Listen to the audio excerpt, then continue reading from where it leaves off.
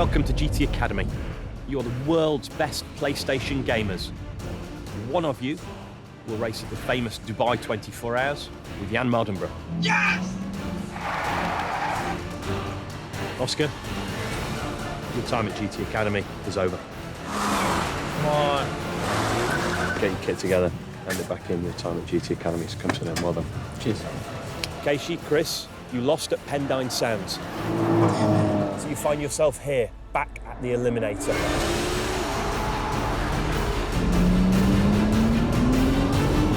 Sorry, man. Your journey is just finished now.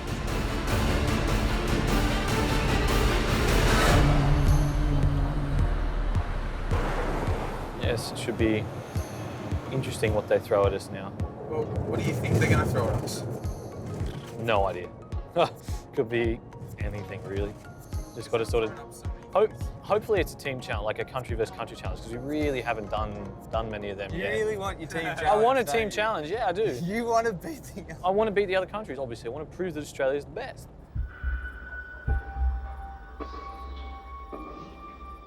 So as we rock up into the car park, I notice all the colours of the countries that we're versing, and I know immediately it's an international race, and for the first time, so we get to see what everyone else is made of, which is, you know, actually really handy to know. Guys, welcome to Stock Cars. This is an endurance race. You're going to be racing for 24 minutes around this short oval in these identical stock cars. It's gamer versus gamer, and for the first time, territory versus territory. I couldn't wait. I thought this was going to be an absolute blast, have some fun with the other guys and hopefully rub against some of the other countries and come out on top. This is going to be a race of strategy. You need to work very closely with your mentors to make sure that you get your tactics spot on. Because the prize here is huge. The finishing order of the Stock Car Challenge will determine the starting grid for the final race. So to be crystal clear, win here tonight and you secure pole position at Silverstone. This race is really important. The advantage is absolutely massive. Being the first person on the grid is always where you want to be in qualifying. The gamers have been watching the competitors from the different territories all week, but this is their first opportunity to compete door to door against them. Right guys, we're going to talk strategy. Obviously, you're all going to drive at some point, and it's potentially a 45 lap race, which means at some point we need to change so we can get you in. Yeah, we will check your time in the practice, so then we will decide which order is the best. But if one of you is significantly faster than the other two, I think we'll put you in for a longer stint of the race. This isn't an individual challenge, this is a team challenge. Yeah. And it's obviously quite important that we win it.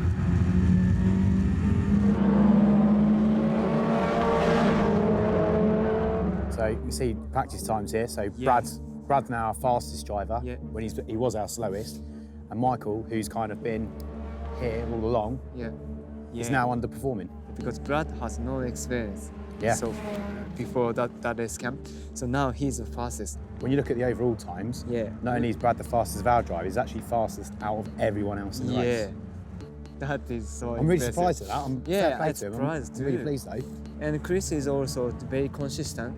It's Michael put on start, but he's fast, but he's not looks good on the overtaking. Yeah, but we saw in practice that when Chris and Brad had to overtake people, they did what we said to them in the briefing before, which was just get stuck in and do it. Whereas we could see Michael, he hesitated. When you hesitate, that's when you have accidents. Yeah, I think so. Buzzer to the boys, can you hear me? Hello boys, right, the order for the race will be this. Michael will start.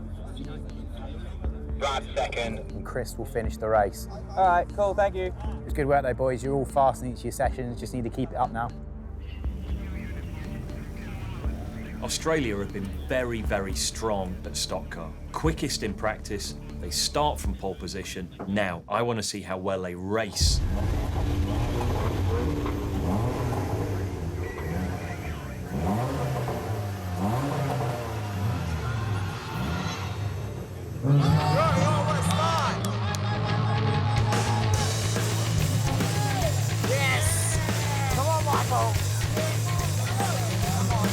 So I get a fantastic start, hold on to the first position, and I sort of settle down into a nice rhythm. Go, good lead, good lead, good lead. Come on, here we go. He's doing all right. He's no mistake. He's doing all right. That's exactly what we need. Yep. And it's all going really well. We pull a gap, and we're just really building on our lead. The race is going fantastically. We're in front, we're on our own, we've got clean air, whilst everyone else is smashing themselves to pieces. Oh my God, this is crazy. Look at us, we got to look at the lead, look at the lead go. I think when they come out, we'll pit. Yeah. So we've got free space in the pit lane. What do you think? Yeah, I think so.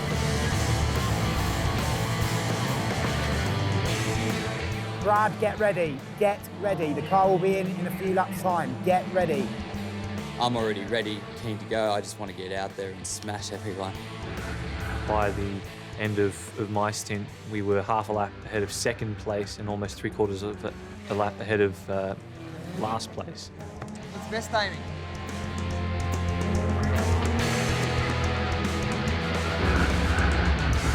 Right, go. Come on, fast change, fast change. Pit. That's it, get out, get out. Right. You doing good, fast change. Yeah, I think so.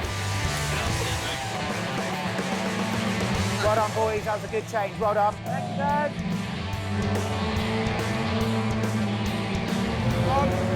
I'm back. God, I'm inside. Good job. That's a good move from Brad, wasn't it? Yeah, I think so.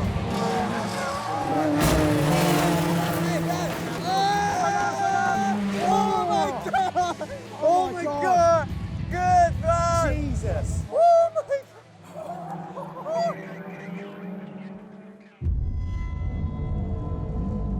God! Go, Brad, go! Brad, why? Oh, what's going on? What's going on, Brad? What's going on? Why are we slow? There's something wrong with the car. I've got no power, and the thing's popping and banging as soon as I get into the corner. He lost gear? It's got no drive. Oh my God! Pit! Get in the pit! What's going on? We don't know. He came out of the corner and slowed. And all of a sudden the car just dies on me. I've got no drive, no pedal. That is a scary feeling, knowing that you were that far ahead in the race, but all of a sudden it's gone. I'm trundling along, looking everywhere, like what's going on. I look to my judges, and they're like, they're screaming at me like, Brad, what are you doing? I'm like, I can't do anything. I don't know, we were in the lead and now his car's, I think, gone and broken. That's all right, Something, Brad. maybe a Come drive, on, get it in. They're like a Once he's gearbox. in, we're gonna swap. Brad's looking over to us for asking us what he needs to do. Can we fix the yellow car? Can I go out and push Brad? And they were telling me I couldn't do any of those things. Oh my God! Wait, where's an official? Hey! Can we take the mic?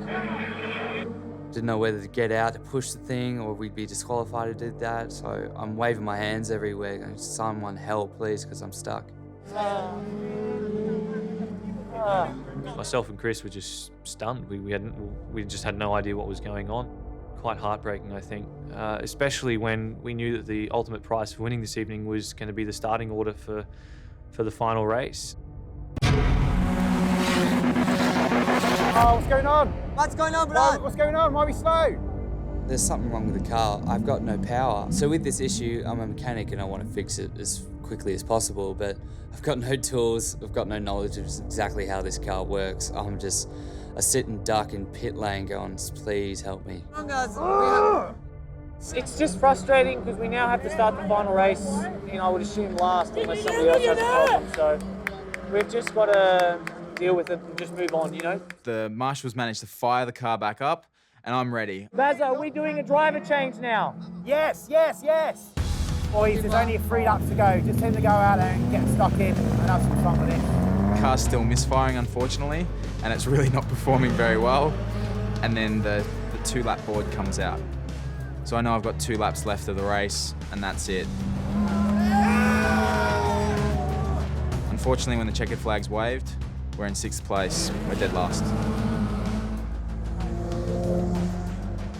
Oh, I feel so sorry for them. It's not their fault. They've had a car problem.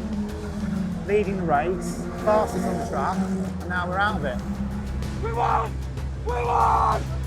We won! Sometimes mechanical failures happen, and it's a £3 part of the Cross River race win. There's not a lot we can do. We've just got to move on to the next challenge.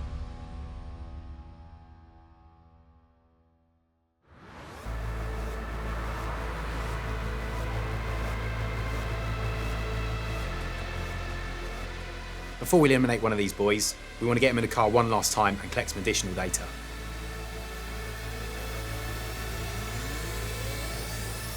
I've just arrived at Silverstone Circuit and I was so excited to be there because this is motorsport history. This is one of the greatest racetracks in the world and I'm at the racetrack. So we're nearing the end of the process now. We've got 3 instructors, 3 cars. Each instructor will sit with you once and we're going to get some feedback. Okay, boys, this is the last chance for us to get data. Give it your all. Yeah, I want to show them exactly what I'm made of. I want to do the best I can, so I have a stronger chance of making it down the track. Brad is coming. He looks fast there though, doesn't he? Yeah, I think That's very good. So you've got to make a little bit of an S-bend before you go for that apex. Okay. Chris is driven past. He can go a little more wide. Yeah. Entry, yeah. To make a good exit, I think. I agree.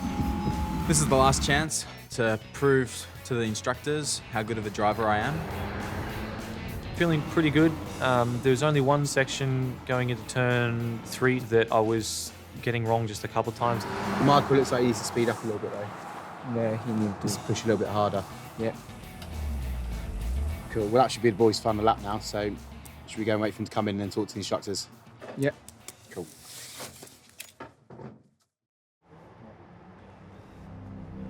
You've got some big problems on your hands, guys. You've got 3 quick drivers. Yes, good to know. Chris. I think Chris can do even better. He drives within himself. I think if he pushes harder, he's a real star with real potential. And what I like about him is he builds the speed. And I think he'd be someone that we could work with and make into a true star. Michael? Got to say Michael's probably the quickest driver you've got, but he's prone to making mistakes. And I would suggest if he was put under significant pressure, he may crack. I would like to see him really tested. Yeah. Okay, cool, thank you. And then Bradley, well, as the week's gone on, he's just impressed more and more and more, and he's really finding good speed as well. So, like I say, you've got big problems. You've got drivers that are really outright quick, and you've got others that are showing real potential. So that's where we are at this moment in time, and I guess it's down to you guys to decide who to take on to the next stage or who to the eliminator. Cool. Cheers. I'm sitting on the bus. I'm sitting with Brad, but we've both got our earphones on, trying to listen to music, trying to just basically forget about what we're actually going to undertake. Michael's down the other end of the bus. He's kind of gone into his own world. One thing I would like to do is just check in on Michael. So far this week, he just seems to be isolating himself a little bit from the rest of the group. Hi, Mike. Hey, mate. How's it going? Nervous, I guess. Just sort of thinking about the whole week. But obviously, one of the biggest things I was trying to work on coming into this was always trying to improve and my attitude towards it. And I guess I just wanted to know, how that is from a coach's perspective. As the week progresses, things are always going to change. But it's that fine line between, confidence and arrogance and not blurring that line. The problem with Michael is he's quick on the track and he knows it. But I think there needs to be some sort of offset between his confidence and his arrogance. At the moment for me, and the feedback I'm getting from the instructors, is that the line is very much blurred. He tends to ask the right questions, but sometimes gives off the impression he already knows the answers. The thing is, if you're going to ask for advice, make sure you're really paying attention. Because if you're not, because we've had it with one of the instructors, you asked some advice, they gave some tips. I think you can take a reasonably straight line into this first 2. Yeah. And when he tried to give you some more advice, you're kind of like, yep. Which for you might have just been, you're in the moment, you just want to get on with it. But as far as he's concerned, he's like, well, why am I wasting my time telling you if you're just going to go, yep, yep, yep, yep, yep. And I think one thing I can improve on is communication.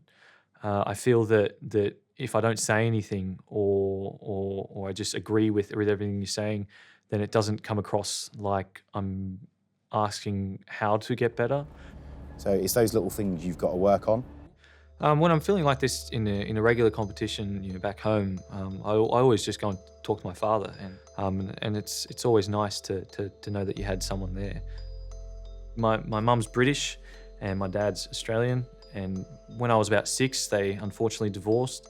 When the custody battle was over and Dad won, initially I was shocked. All I wanted to do was be with Mum. I didn't know anything different back then. And she moved back to England. She didn't want to be in Australia anymore, I guess. And Dad got us, and he was a single parent looking after us whilst working 8-10 hours a day. My dad he's the person I'm most close with. I got to overtake him twice today. I don't trust anybody else with the information I give him. Wait, what was your fastest lap time again? 36.3, I think. Oh, really? Before you got to the tyres. 36.3. Before you got to the tyres. Outside. I do take a while to open up, to start getting to know people. Like coming into this competition, I am one of the youngest in the team. I do sometimes just feel a bit, not intimidated, but a bit reserved. I think Michael lacks a bit of maturity.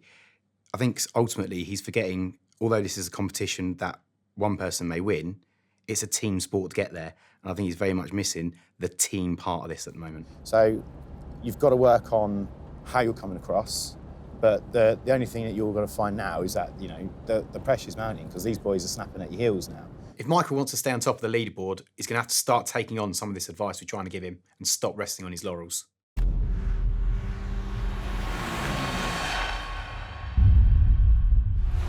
At the final eliminator, our gamers are in the 370Z race cars. It's an incredibly tough decision to take. Who out of the final 3 competitors will be facing off in the eliminator? So guys, tomorrow is the final day of GT Academy. Only 2 of you can progress through to the final day. Now you've driven 8 different vehicles now at 10 different tracks, and we've amassed a massive amount of data. And we've analysed lap times, we've looked at your progress. Some started very quickly, others have caught up. Brad, you've shown really good progression over the week, and where you started kind of mid-table, you're now definitely one of the top ones. Being in the top 3, it's a massive feat for me. I was never expected to make it that far. I was probably expected to be first person eliminated, but I've gone from bottom to top in a matter of days, and that's actually scared the other 2 competitors. Mike, you've kind of been at the top the whole time, but for me, you've kind of plateaued a little bit. Chris, you've also been quite up the leaderboard, but you've had to face the eliminator, so you know what it's like to be at the bottom. So, only 2 of you can make it through to the final day of GT Academy. The first driver going into the eliminator will be Michael. Rob just told Michael that he's in the eliminator, and it doesn't matter if it's Chris or I that's in it, it's going to be hard to beat Michael. You'll be up against. So I'm thinking, I'm definitely up against Michael. This is it. Rob's looked at me, he's looked at Brad. I'm staring down Rob's mouth and he's making that B mouth motions. So I'm like, oh, he's going to say Brad, he's going to say Brad. Bradley. Heart drops. How the hell am I going to beat Michael to stay into the final 2? Oh, it was a crap feeling. Chris, congratulations. You've got to pass through to the final day of GT Academy. Brad and Mike, it is all to play for. As Rob announces that it was going to be myself and Brad in the eliminator, I felt a bit confused as to why, really. Boys, good luck. Let's go. Putting Michael into the eliminator is really important. We need to see him in a pressure situation. which he's not had so far. So I want to see whether this is going to make him or break him. Brad's been improving all week, but now we need to see if he's got what it takes to take on one of the fastest of the group. Brad 1, Michael 3. If one of them makes a mistake, they will be going home. The stakes are so high. 1 light on, 2 lights on, and we're racing.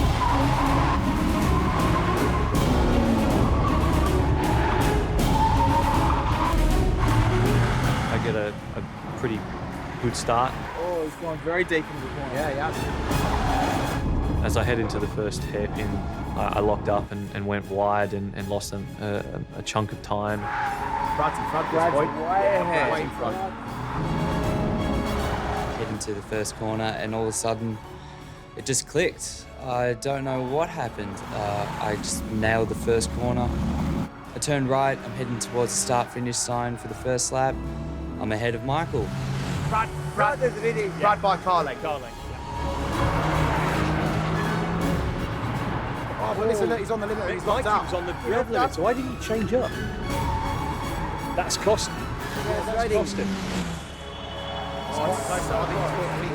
Close, it's really tight. I think Brad's still slightly edging it. Just. Smooth, Brad. Yeah, smooth. that's nice Look and how wide he is, look. Okay, halfway. Oh, Brad, just over a car and a half now. Very, very close. Again, look. Oh, Mike missed it.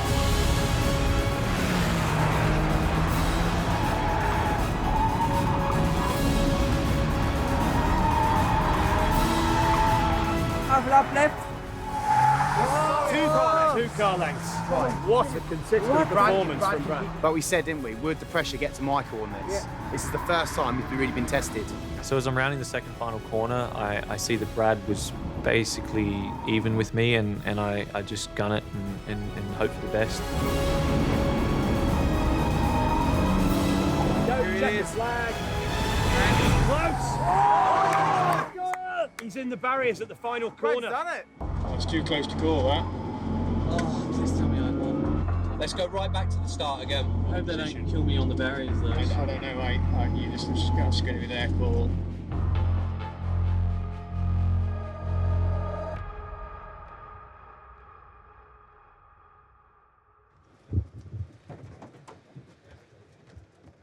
So as I get out of the car, and I'm sort of looking around at the judges and just trying to find out who had won. Did he win? They didn't tell us. Did he win? They didn't tell us. Brad was celebrating, and I confirmed it, and he had won. At that point, I think I just went a bit numb, to be honest. It was half a car length, I think, in the end, if that, and that's unfortunately the difference between winning and losing. I was just, I guess, still confused as to why I was chosen. I don't think I'd put a foot wrong all week, and I thought that this competition, you deserved to go through. I was a little bit jealous of Chris, but also left wondering why. Half a car length in the end.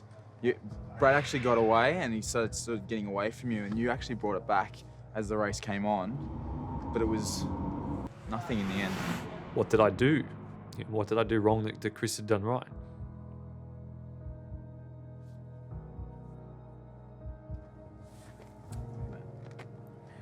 Mike, jeez, that was close. Thank you. Thanks. Sorry, mate. Okay. It wasn't on the barriers. It probably would have killed me though. He'd beaten you on pace. Yeah, had you he was crossed the line edging first, it it on would have pace. been anyway. Those moments where you got the car too sideways, where you were just sat spinning the wheels, drifting, you're losing time.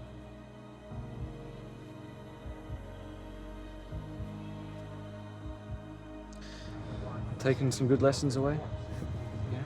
See how I can do later. I'm not disappointed that I lost. That's racing. I've felt it before. I feel it again. I still am confident, and without being arrogant, I'm still very confident that I would have been the best on track. Congratulations on making it through to the final day of race camp. At the end of the day, one of you will become a professional racing driver and your life will change forever.